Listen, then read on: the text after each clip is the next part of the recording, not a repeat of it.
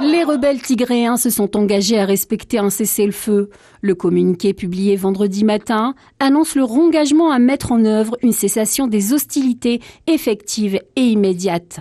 Ce cessez-le-feu fait écho à la décision du gouvernement du Premier ministre Abiy Ahmed qui a décrété jeudi une trêve humanitaire illimitée permettant la libre circulation des aides vers les populations démunies du Tigré et l'accélération de la livraison de carburant.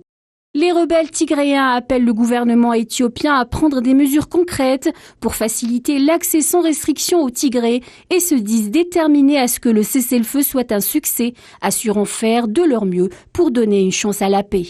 Au Tigré, région du nord de l'Éthiopie, aucun convoi d'aide humanitaire n'est arrivé par la route depuis le 15 décembre dernier, faisant craindre la menace de famine sur la population.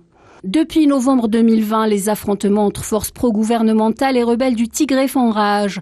L'armée fédérale avait été envoyée pour déloger les autorités de la région, gouvernée alors par le Front de libération du peuple du Tigré, qui contestait son autorité depuis des mois.